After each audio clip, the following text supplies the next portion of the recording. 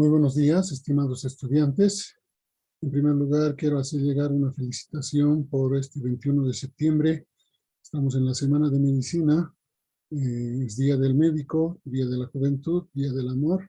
Y reciban una salutación cordial de parte mía hacia todos ustedes. El día de hoy vamos a compartir el tema de vasos del miembro superior. Y para ello, bueno, vamos a hacer una pequeña introducción. Voy a compartir pantalla. En esta introducción nosotros tenemos que ver que los vasos del miembro superior básicamente son una serie de elementos anatómicos que siempre andan acompañados por una parte por sus dos venas satélites en la parte profunda y también acompañados en el caso de algunas arterias, por ejemplo, con lo que son los nervios. Vamos a dividir nuestro estudio de vasos del miembro superior en básicamente regiones, ¿no es cierto? Ya ustedes han visto lo que es la región del cuello en la parte anterior a este rote, ¿sí? Tenemos lo que viene a ser una vez que ha ingresado en lo que es la cintura escapular, conformada por delante por lo que es la clavícula y por detrás por lo que es el borde superior del omóplato y por dentro por el borde externo de lo que es la primera costilla.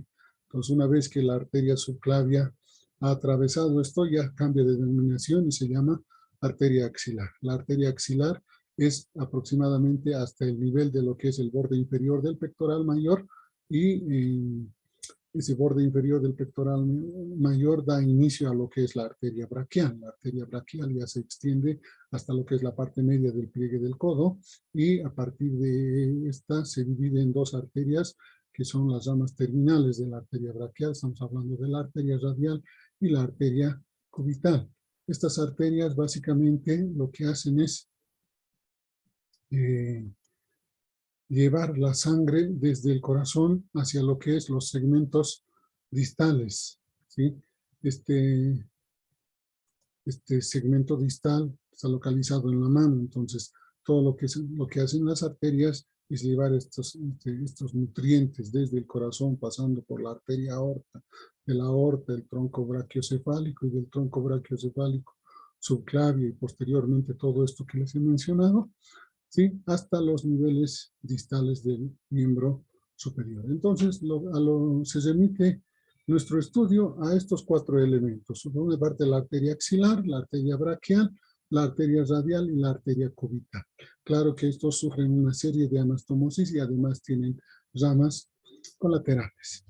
El retorno venoso constituido por lo que vienen a ser las venas del miembro superior es en sentido inverso de la parte periférica hacia la parte central y está dado básicamente por dos sistemas. Uno de ellos es profundo, conformado a excepción de lo que es la arteria axilar, por dos venas satélites de cada arteria que se llaman igual que las arterias. En tanto que el sistema venoso superficial nace desde lo que es la sed venosa de la palma de la mano y asciende conforme va anastomosándose, van haciéndose más gruesas y a nivel del dorso tenemos lo que viene a ser por un lado las venas, el arco venoso dorsal de la mano, ese arco venoso dorsal de la mano en la parte superficial, ¿sí? Se une a otra vena que viene desde el pulgar denominada cefálica del pulgar para formar la vena radial superficial o también llamada cefálica del antebrazo. Igualmente, el extremo interno de ese arco dorsal se une a otra vena superficial que viene desde el dedo meñique, se llama salvatela del meñique, para formar la vena basílica del antebrazo o también llamada antiguamente cubital superficial. Existe en la parte media, particularmente de los troncos de la parte anterior, una vena mediana y del antebrazo. Esa vena mediana del antebrazo, también antiguamente llamada radial accesoria, se divide a nivel del pliegue del codo en dos venas que se llaman medianas basílica y mediana cefálica. Está conjuntamente con las venas radial superficial y cubital superficial, le da la forma de la M venosa al pliegue del codo. Continúan por arriba con lo que viene a ser la vena cefálica y la vena basílica. La vena basílica desemboca a nivel del brazo en la vena braquial, ya en una vena profunda, en tanto que la vena cefálica sube hasta el surco deltopectoral y desemboca en la vena axilar. Si nosotros tenemos este esquema, ¿sí? Ya básicamente tendremos que describir cada uno de los elementos vasculares, ¿sí? En determinadas regiones. Comencemos por la arteria axilar. Bueno, mil disculpas. La arteria axilar se llama arteria axilar desde que penetra en la cintura escapular. Está dentro del hueco de la axila y es continuación de la arteria subclavia. ¿Sí? En el lado derecho, la subclavia derecha sale a través del tronco brachiocefálico y en el lado izquierdo, la subclavia izquierda nacerá directamente desde la aorta. Una vez que ha atravesado el vértice truncado de la región axilar, ¿no es cierto?, penetra en un conducto donde se localiza básicamente entre lo que vienen a ser los fascículos correspondientes del plexo braquial, o sea, está en realidad la nominación de los fascículos del plexo braquial está en relación a la localización de lo que es la arteria axilar.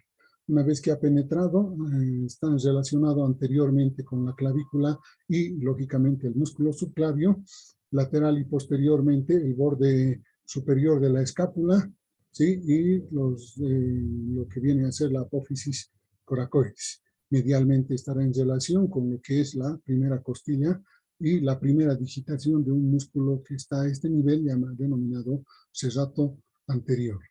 Una vez que ha atravesado, ¿sí?, todo lo que viene a ser esta arteria, nosotros la vamos a encontrar dividida en 3 porciones. Estas 3 porciones, ¿sí?, están dadas básicamente por lo que es la relación con el músculo pectoral menor. Vale decir, por encima del borde superior del pectoral menor será la primera porción, por detrás del borde de lo que es el pectoral menor será la segunda porción y por debajo del borde inferior del pectoral menor y hasta lo que es el borde inferior del pectoral mayor será la tercera porción. Dadas estas porciones, esta arteria tiene lo que viene a ser ramas colaterales relacionadas con las diferentes porciones. Estas porciones son, por una parte, la primera porción tiene a lo que es la arteria torácica superior. Mnemotécnico para esto es que decir, la primera porción tiene una rama colateral, la segunda porción tiene 2 ramas colaterales y la tercera porción también tiene 3 ramas colaterales. De tal forma que en la primera porción solo vemos a la arteria torácica superior. Esta arteria nace directamente de la cara anterior de la arteria axilar, ¿sí?, inmediatamente por debajo de lo que es el músculo subclavio y se dirige anteriormente e inferiormente, ¿sí? Se distribuye en todo lo que son las digitaciones de los músculos intercostales y por otra parte también va al músculo pectoral mayor y a la región mamaria. La segunda porción, ¿sí?, que tiene como origen a la arteria tóracoacromial. Esta arteria tóracoacromial es muy importante ya que se va a dividir en 4 ramas, ¿no es cierto? Entonces la tóracoacromial también va a atravesar la fascia localizada entre el pectoral menor y el subclavio, vale decir, la fascia clavipectoral, conjuntamente con lo que es denominado el nervio del pectoral mayor y además lo que es esa fascia también va a ser atravesada por la vena cefálica, que acuérdense, subía por el surco deltopectoral y se profundizaba y el mismo orificio de la fascia es utilizado para que salga la arteria tóracoacromial y para que ingrese lo que es la vena cefálica. Entonces, esta arteria nace directamente de lo que es el borde superior del músculo pectoral menor y se dirige anteriormente. Una vez que alcanza lo que es el músculo pectoral menor, se divide en sus ramas, una rama pectoral o torácica, ¿sí?, y otra rama que es la rama acromial. La rama pectoral o torácica se dirige hacia lo que son los músculos pectorales y también a la región mamal, en tanto que la rama acromial, ¿sí?, se dirige lateralmente, penetra por debajo del deltoides y va a ir a dar ramas a los músculos de la región, o sea, también al deltoides, y estamos hablando de lo que es a la articulación acromioclavicular. Esta articulación tiene una rama específica de la rama tóraco-acromia. Bien, continuamos con lo que es la tercera porción. Y en la tercera porción, aquí tenemos un pequeño repaso, la arteria torácica superior, la segunda porción a la arteria tóraco-acromial y la arteria torácica lateral. Bueno, si recorremos un poquito, la arteria torácica lateral también es denominada mamaria externa, ¿no es cierto? Esta arteria nace de la segunda porción de la arteria axilar y se distribuye en lo que es la pared lateral. Esta distribución tiene que ver con lo que es básicamente los músculos pectorales, el sesato anterior y los músculos intercostales, a excepción del primero y el segundo que están irrigados por estas otras arterias. Los músculos intercostales reciben irrigación también de esta arteria y finalmente se anastomosa con lo que es la arteria torácica superior y las arterias intercostales posteriores en la profundidad de lo que viene a ser la pared costal. La tercera porción va a dar origen a tres arterias. La más importante es esta que estamos viendo, la arteria subescapular. Esa arteria subescapular nace de la cara medial de lo que es la arteria axilar, inmediatamente por debajo de lo que es el borde inferior del pectoral menor, y se va a dividir muy pronto en dos ramas. Una descendente que se llama arteria tóraco-dorsal y una posterior que se llama la arteria circunfleja de la escápula. Esta arteria tóraco-dorsal básicamente llega a lo que es el músculo dorsal ancho y el redondo mayor, en tanto que la circunfleja de la escápula se va a anastomosar con otras arterias en la parte posterior de la escápula, formando lo que es el círculo arterial periescapular. Ese círculo arterial periescapular, ¿sí?, está dado de la siguiente forma. La arteria subclavia va a dar por una parte la arteria supraescapular, que acuérdense penetra por debajo del ligamento coracoideo hacia la fosa supraespinosa. Existe una rama, la cervical transversa, que tiene una rama descendente que se llama la arteria dorsal de la escápula. Esta arteria dorsal de la escápula se va a anastomosar con lo que es la rama inferior de la arteria circunfleja de la escápula. Esta arteria circunfleja de la escápula tiene a su vez una rama superior que se va a anastomosar por una parte con lo que viene a ser la arteria supraescapular en su rama externa. Entonces, de esa forma aseguran lo que viene a ser una circulación periférica que garantice, por si nosotros tenemos la necesidad por alguna situación quirúrgica de obstruir el flujo sanguíneo de la arteria axilar, inclusive por debajo de la torácica inferior, ¿sí?, hasta el nivel que está por encima del nacimiento de las arterias circunflejas humerales. Entonces, al obstruir la circulación de esto y poder reparar, por decir, una lesión a este nivel, ¿sí?, mientras reparamos, la circulación va a ser repuesta por la arteria supraescapular, que viene desde la subclavia y en la cara posterior se anastomosa con esta arteria subescapular, ¿no es cierto? A su vez, esa arteria subescapular ya va a volver a retornar hacia la arteria axilar y desde la arteria axilar va a continuar nomás el flujo hacia lo que es la parte inferior. No sé si se dan cuenta, estamos reponiendo todo el circuito de oxigenación de la parte periférica a través de la red periescapular. Dicho esto, también debemos decir que las arterias circunflejas humerales anterior y posterior, ¿no es cierto?, nacen muchas veces de un tronco común en la parte inferior, cercano a lo que es el borde inferior del pectoral menor, perdón, del pectoral mayor, y se dividen en una rama posterior, que es la circunfleja humeral posterior, y una rama anterior, que es la circunfleja humeral anterior. O, finalmente, como tenemos este esquema del Netter, muchas veces nacen por separado, una por fuera y otra por detrás de lo que es la arteria axilar, la cara de la arteria axilar. Hay que mencionar que la arteria circunfleja humeral posterior penetra conjuntamente con el nervio axilar, el cuadrilátero que hemos estudiado como cuadrilátero húmero tricipital o el cuadrilátero de Belpo.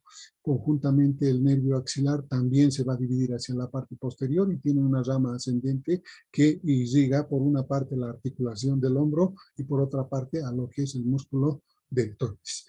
La rama descendente de esta arteria circunfleja humeral posterior, ¿no es cierto?, va a ir hacia la parte inferior y va a irrigar también los músculos vecinos. Estamos hablando de lo que es una ramita que le va a dar al tríceps y otra que le va a dar al braquial anterior. Entonces, de esa forma se describen las 6 ramas colaterales en las diferentes porciones de lo que viene a ser la arteria axilar. Esta arteria axilar, descrita así en sus diferentes porciones, ¿sí?, nos va a dar una irrigación prácticamente de todo lo que son los músculos del hombro, particularmente a todos los que constituyen el continente de la región axilar. Vamos a continuar con lo que viene a ser la arteria braquial o arteria humeral. Primero, unos tips sobre esta arteria. Esta arteria es continuación de la arteria axilar, fuente principal de la irrigación de brazo, y su límite inferior básicamente está a nivel de lo que es la articulación del codo, ¿sí? Se va a dividir en 2 ramas, como ya habíamos adelantado, la arteria radial y la arteria cubital. En relación a lo que son las ramas colaterales, esta es muy pertinente que mencionemos, ¿sí? Desde su origen va a dar primero una rama muy gruesa, que es la arteria colateral externa, o también llamada arteria humeral profunda o braquial profunda. Esta, muy pronto, después de su origen, atraviesa lo que viene a ser el tabique intermuscular medial del brazo y conjuntamente con el nervio radial se vuelven posteriores. Por detrás, a nivel de lo que es el canal radial o canal de torsión del húmero, discurre conjuntamente con el nervio y en la parte inferior se divide en 2 ramas, una rama anterior y una rama posterior que se van a localizar anterior y posteriormente a lo que viene a ser el epicóndilo o epicóndilo lateral. Formando parte de lo que es el circuito arterial del codo, denominado círculo periepicondilio, anastomosándose con una rama que viene en la parte anterior, desde la arteria radial, una rama colateral que se llama recurrente radial o recurrente radial anterior. Y en la parte posterior, la rama posterior de la braquial profunda, se va a anastomosar con una rama que viene desde la arteria interósea posterior, que a su vez es rama colateral de la arteria cubital, y va a ser denominada la arteria recurrente interósea. Entonces, la recurrente interósea y la rama posterior de la arteria braquial profunda son anastomosadas en la parte posterior al epicóndilo lateral. Las otras ramas son la arteria colateral cubital superior. Esta arteria colateral cubital superior nace inmediatamente por debajo de lo que es la braquial profunda, de la cara medial de lo que es la arteria braquial.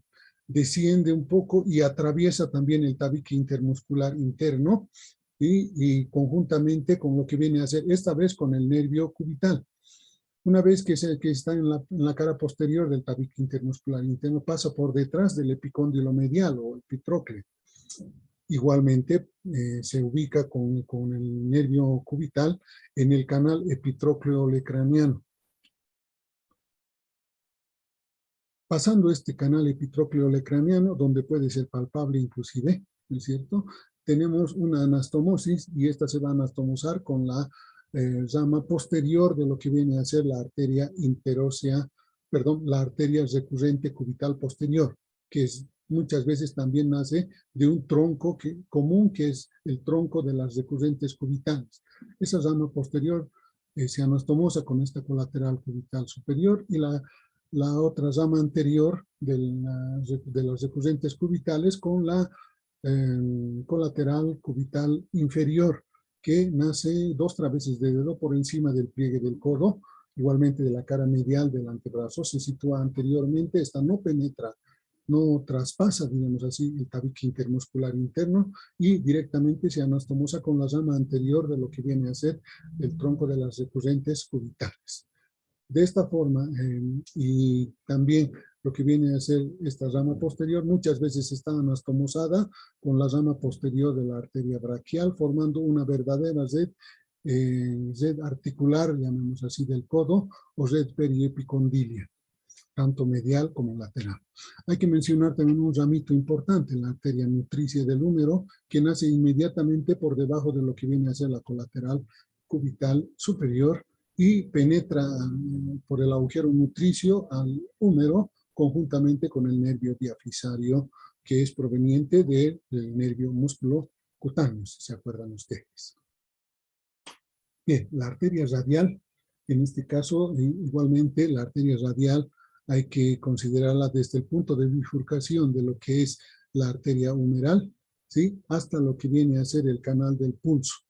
Esta arteria prácticamente emite una sola rama colateral a este nivel. Habíamos mencionado la recurrente radial anterior, que va a ir a anastomosarse con la rama anterior de la arteria braquial profunda, y todas las ramas colaterales restantes se localizan en la parte de la muñeca y del carpo.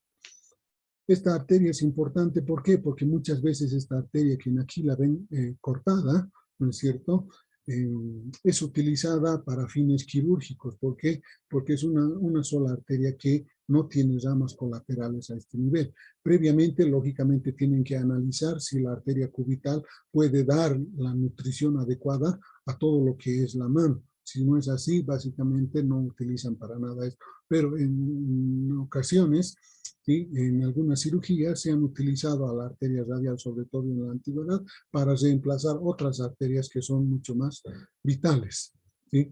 Segundo, todas las ramas colaterales, por ejemplo, de la palmar del carpo o la transversa anterior del carpo, se localizan a nivel del carpo. La rama palmar superficial es una ramita que va a venir hacia la parte anterior, ya que la arteria se ubica en la parte posterior. Si se dan cuenta, a nivel de lo que es la muñeca, está localizada entre los tendones del palmar mayor y el supinador largo, o braquio radial, o el flexor radial del carpo. Entonces, estos van a dar lugar a la formación de un canal, y ese canal es denominado el canal del pulso, sitio donde se puede detectar el pulso arterial. Posteriormente a su recorrido en el canal del pulso, se vuelve posterior y lo encontramos también en otro espacio, ese espacio que denominamos la tabaquera anatómica, que está delimitada por lo que viene a ser el extensor corto del pulgar, conjuntamente con el abductor largo del pulgar, y medialmente por el extensor largo del pulgar. En la profundidad vamos a ver a lo que es el flexor largo del pulgar, y un poquito por arriba vamos a ver también al pronador cuadrado. Su contenido, el contenido de la tabaquera anatómica, que seguramente han visto en la parte práctica del reconocimiento, es la arteria radial. O sea, esta arteria se vuelve posterior y se continúa posteriormente, pero tiene una rama anterior que es la que se va a anastomosar. Esa rama anterior es denominada la arteria radiopalmar, o si quieren, palmar superficial. Esa arteria es la que se va a anastomosar directamente con la arteria cubital para formar un arco anastomótico que se llama arco palmar superficial. Después tenemos a lo que es la arteria transversa o palmar del carpo, tenemos a la arteria dorsal del pulgar, la dorsal del carpo, que son arterias posteriores. La dorsal del carpo va a formar el arco dorsal también, anastomosándose con su ramo homónimo de lo que es la arteria cubital. Y finalmente, la arteria metacarpiana dorsal del primer espacio. Esa arteria metacarpiana dorsal del primer espacio, nosotros las tenemos que clasificar cuando estemos estudiando lo que es el circuito arterial de la mano. Parece complicado, pero no es tanto. Igualmente la arteria cubital, con todo lo que viene a ser sus ramos. ¿Sí? Adelanto un poquito, esta arteria cubital es importante que la proyecten superficialmente. Está proyectada desde la parte media de del pliegue del codo, una línea que va hacia la unión del tercio superior con los dos tercios inferiores del antebrazo, y otra línea que va del epicóndilo medial o de la epitróclea hasta el pisiforme. Entonces, esas dos líneas hacen una especie de curva cóncava externamente que nos proyecta superficialmente a la arteria cubital. Y había dicho que la arteria cubital tiene dos ramas colaterales importantes a nivel del pliegue del colon. Por una parte está la arteria recurrente cubital o tronco de las recurrentes cubitales, que va a ir a formar, anastomosándose con las arterias cubitales superior e inferior de la braquial, lo que es el círculo arterial periepitroclear o periepicondilio medial, si es que quieren ustedes. Después no tiene muchas ramas, a no ser las ramas musculares, y finalmente a nivel del canal de Guyon, que hemos visto en lo que viene a ser la parte terminal, se va a dividir en sus dos ramas terminales, una superficial que va a ir a anastomosarse para formar el arco palmar superficial, y otra rama que es la rama profunda, a la que llamamos cúbito palmar, que se va a ir a anastomosar directamente con la arteria radial, ¿sí? Formando lo que es el arco palmar profundo. Estas anastomosis son muy importantes que las consideren ustedes. ¿Por qué? Porque mediante estas anastomosis es que se puede restablecer el circuito de sangre arterial y oxigenación, lógicamente, a la parte periférica, en muchos de los casos que son quirúrgicos. A nivel de la mano, igualmente la arteria cubital y la arteria radial se anastomosan con lo que viene a ser ya los arcos palmares superficial, el arco palmar profundo y además del arco dorsal. Estas arterias nosotros las vamos a estudiar de manera muy somera. Hay que recordar que la arteria radial y la arteria cúbito-palmar van a formar el arco palmar profundo, de donde tenemos la irrigación del dedo pulgar y del dedo índice, básicamente. Este se va a anastomosar, si se dan cuenta ustedes, a nivel del dedo índice, con lo que viene a ser las arterias metacarpianas y digitales desde el arco palmar superficial. Entonces, no solo hay anastomosis entre la arteria cubital y radial en todo lo que es la parte superior, sino en la parte distal, llamemos así, de todo lo que es la mano, de tal forma que entre el arco palmar superficial y el arco palmar profundo tienen a su cargo toda la irrigación de lo que es la mano.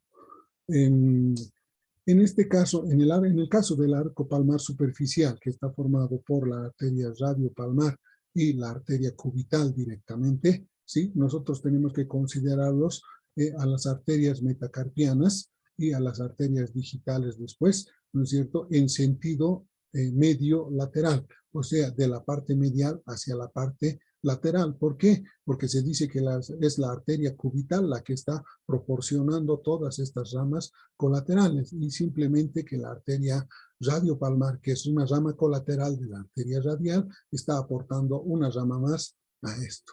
No es que el territorio es similar, sino que el territorio es diferenciado en el arco palmar profundo y en el arco palmar superficial.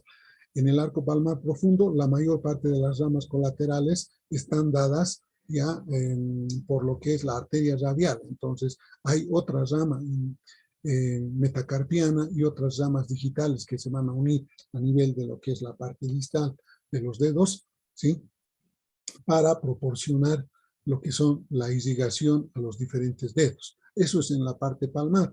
En la parte dorsal, nosotros vamos a tener otro arco, que es el arco arterial dorsal.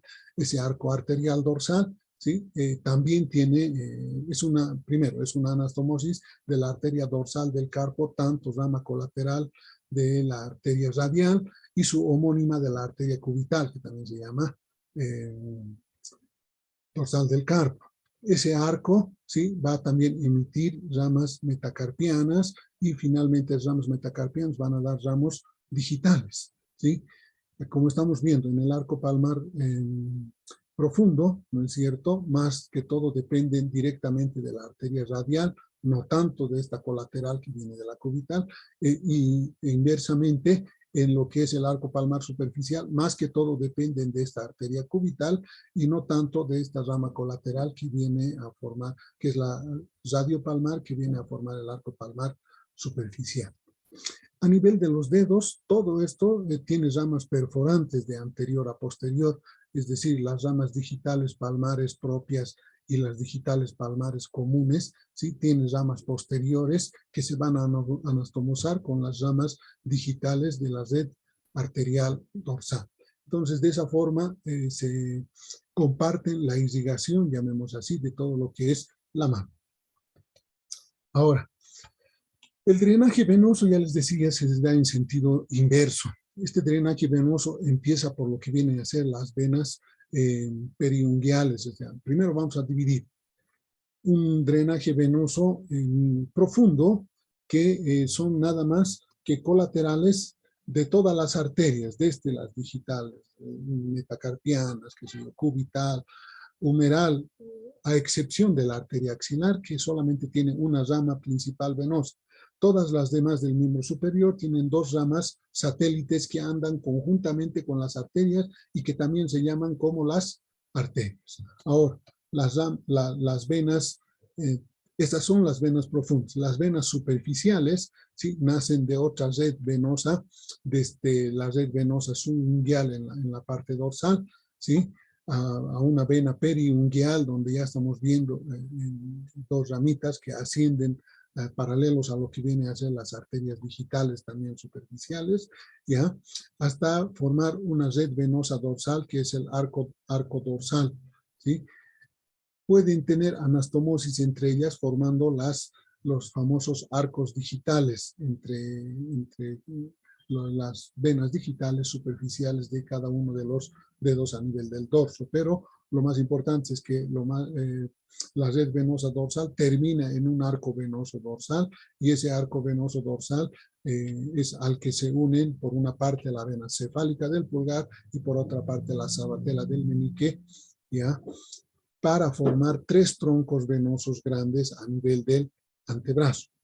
Estos tres troncos venosos grandes se llaman, por una parte, vena cefálica del antebrazo o radial superficial, vena basílica del antebrazo o vena cubital superficial, si quieren ustedes, y una vena mediana del antebrazo, y esa vena mediana antebraquial, ya también es denominada, antiguamente se denominaba radial accesoria.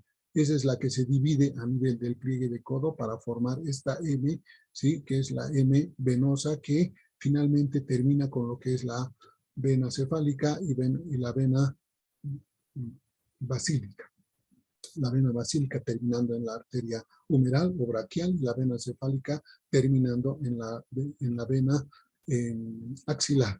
Ahora, cabe remarcar también que a nivel de lo que es el nacimiento de las venas mediana basílica y mediana cefálica, existe una rama que se profundiza a nivel del pliegue del codo, un poco por debajo de lo que es la aponeurosis del bíceps, la expansión aponeurótica del bíceps, y penetra profundamente. Y lógicamente, al penetrar profundamente va a terminar en la red venosa profunda. Esa vena se llama anastomótica del codo, muy importante, y deben reconocer en la parte práctica. Ya formada la vena cefálica, recorre todo lo que es el surco entre el deltoides y el pectoral. El surco deltopectoral es la primera estructura que se disecciona cuando nosotros hacemos la disección de la región axilar, ¿sí? Y va en busca de este pequeño orificio. Si se dan cuenta, está entre el subclavio y el pectoral menor, la fascia clavipectoral. Y se profundiza a este nivel, no sin antes haber recogido el drenaje venoso de lo que es la arteria tóraco-acromial en su rama acromial. Fíjense, está por donde sale la arteria tóraco-acromial y sale el nervio del pectoral mayor, también va a penetrar lo que es la vena cefálica para introducirse en la profundidad de lo que es la vena axilar. Entonces, nosotros tomamos en cuenta varios de estos puntos. ¿Para qué? Para que ustedes puedan de manera fácil captar, diremos, todo lo que es la disposición topográfica de las diferentes estructuras arteriales y venas. Vamos un poquito a lo que es la parte de exploración. ¿Sí? Existen lugares donde se pueden tomar el pulso. Uno de esos lugares en la arteria axilar, a nivel del hueco de la axila, ¿sí? Y en la región subclavicular o infraclavicular, si quieren ustedes, pero es muy difícil, tienen que ser muy expertos para palpar esta arteria. La arteria humeral ya es un poco más fácil de palpar. Si se dan cuenta ustedes, la mayor parte de las personas muchas veces prefieren tomar el pulso braquial, ¿sí? Y lo hacen a nivel de lo que viene a ser el borde interno del músculo, del tendón del bíceps, perdón. Del tendón de origen o tendón inferior del bíceps, que les sirve un punto de referencia e inmediatamente pueden palpar a lo que es la arteria braquial.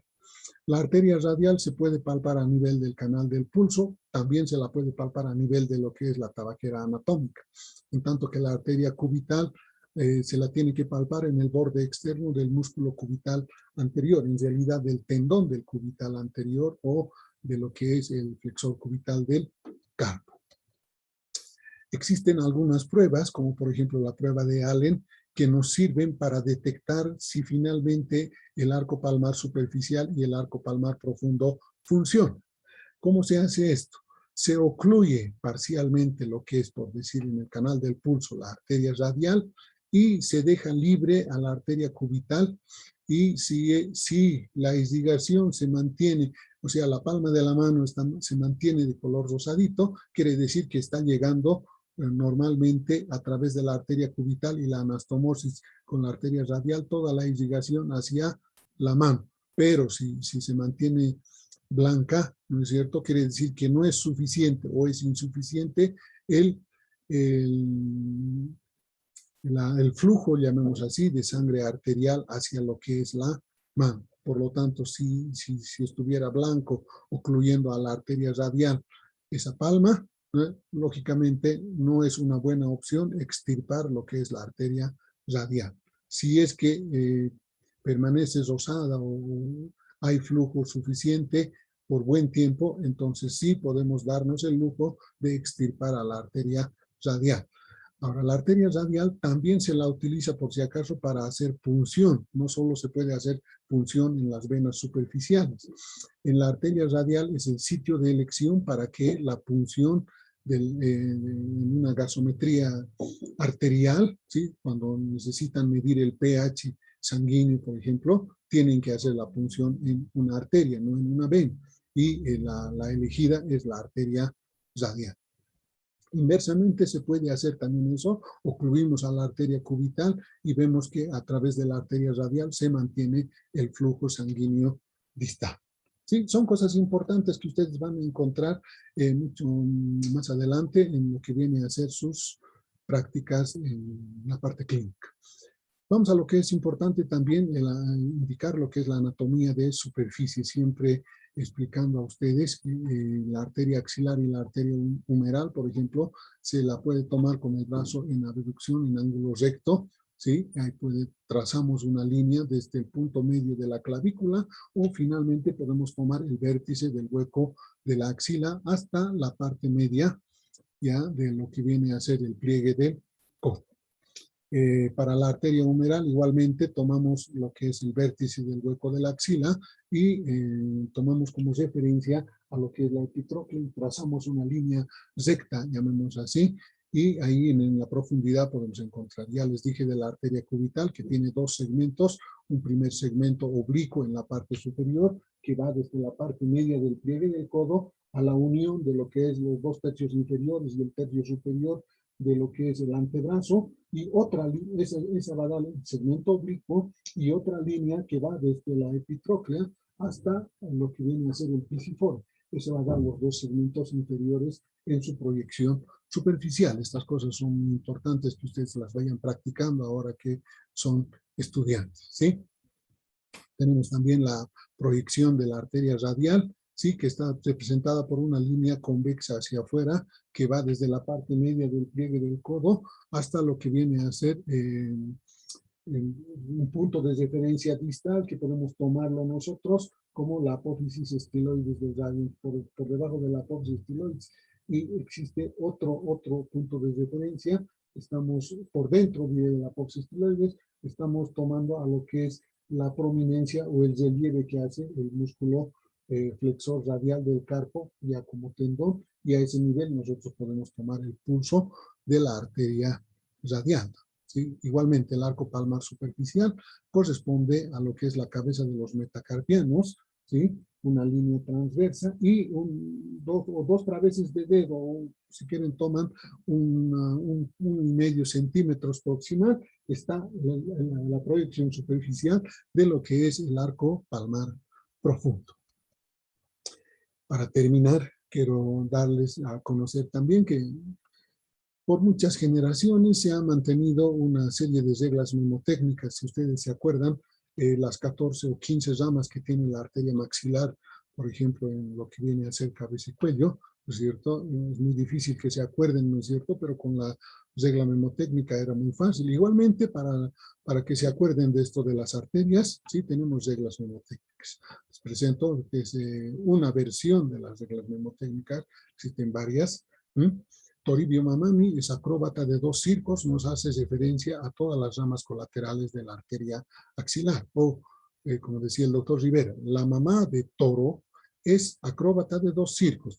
Originalmente cuando era ayudante el doctor Hernán Rivera, igualmente utilizaba esas ramas mnemotécnicas. Yo lo hice así, ¿por qué? Porque nos da referencia al orden en el que salen las ramas colaterales. Tor de Toribio, ¿sí? Nos hace referencia a lo que es la arteria torácica superior. Mamani, o la mamá, si quieren ustedes, ¿no? Nos hace referencia a la mamaria externa en alusión a lo que es la torácica lateral o torácica inferior, si quieren ustedes, con sus ramas pectorales e intercostales. Nos hace referencia a lo que es la arteria escapular inferior, o la llamamos también subescapular, ¿no es cierto? Con su rama torácica, que es la tóraco-dorsal, y su rama escapular, la arteria circunfleja de la escápula, y todos los ramos que van a formar el círculo arterial periescapular.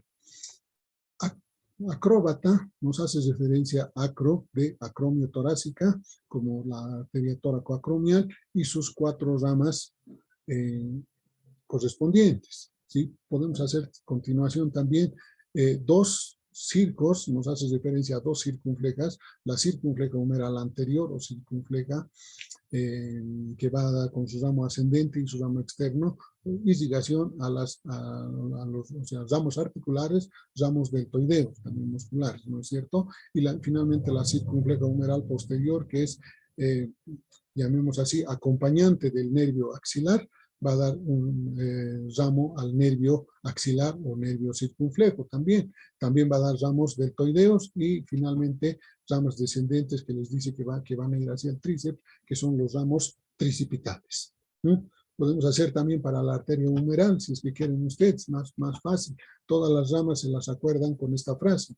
El músculo se nutre con 3 Coca-Colas. Casi nos hace recuerdo a las ramas musculares. Todas las ramas musculares de la arteria braquial están destinadas a los músculos de la región anterior, que son, por una parte, el bíceps y por otra parte, el braquial anterior, a excepción del coracobraquial, ¿no es cierto? Y finalmente también tiene una rama ascendente que es una rama deltoidea. La arteria nutricia del húmero nos hace alusión a lo que es el músculo se nutre, y 3 Coca-Colas como las 3 colaterales. Colateral externa o la braquial profunda o humeral profunda, y la colateral interna superior y la colateral interna inferior o colaterales ulnares. ¿Sí? Seguimos, podemos hacer también para la arteria radial, ¿sí? Si quieren acordarse en una frase y les cuesta memorizarse ramas colaterales, ¿sí? Recurran al tránsito radial por 2 dorsales interosas, ¿sí? Haciendo alusión a la arteria recurrente radial anterior, la transversa anterior del carpo, la arteria radiopalmar, que va a formar parte de lo que es el arco palmar profundo, la arteria dorsal del pulgar o principal, haciendo alusión a una ramita colateral, la arteria dorsal del carpo o cuata, que va a formar lo que viene a ser el arco dorsal, y finalmente la interósea del primer espacio, particularmente esa interósea del primer espacio, yo creo que la van a reconocer en la parte práctica. Lo mismo podemos hacer con la arteria cubital, ¿sí? Recurre al trono dorado del rey, transportando cubos anatómicos. Ya, entonces sí, tenemos a las arterias recurrentes cubitales o tronco de las recurrentes cubitales. Tenemos también el tronco de las interóseas, ¿sí? De ese tronco de las interóseas, una rama anterior es la rama del mediano, las demás son musculares y articulares, y la rama posterior, ¿sí? Del tronco de las interóseas es la recurrente radial posterior, que acuérdense, esa recurrente radial posterior o recurrente interósea se anastomosaba en la parte posterior con la rama posterior de lo que es la braquial profunda. Finalmente existen también otros ramos musculares. La dorsal del carpo arcuata formaba el arco dorsal con lo que es la arteria cubital, la transversa anterior del carpo también, o si quieren, carpiana anterior, ¿sí? Y finalmente la cúbito palmar, que es la que va a formar el arco palmar profundo, anastomosándose con la arteria radial. De esa forma se ha presentado esto que es vasos del miembro superior y bueno, pues, así de sencillo deberían enfocarlo y así de sencillo tendrían que hacer el reconocimiento, aunque esta semana tenemos restringido, creo, el acceso al anfiteatro por lo que es la Semana de Medicina. Sin embargo, les deseo toda la suerte del mundo para que ustedes puedan desarrollar un poquito más todo lo que es este tema de vasos del miembro superior. Me despido con esta frase que dice que la anatomía es a la fisiología, lo que la geografía hace a la historia, que es Fernel quien lo ha dicho. Muchas gracias, jóvenes, y estoy atento a sus preguntas si es que nos vemos cruzando en el anfiteatro. Será hasta una próxima oportunidad y muchas gracias.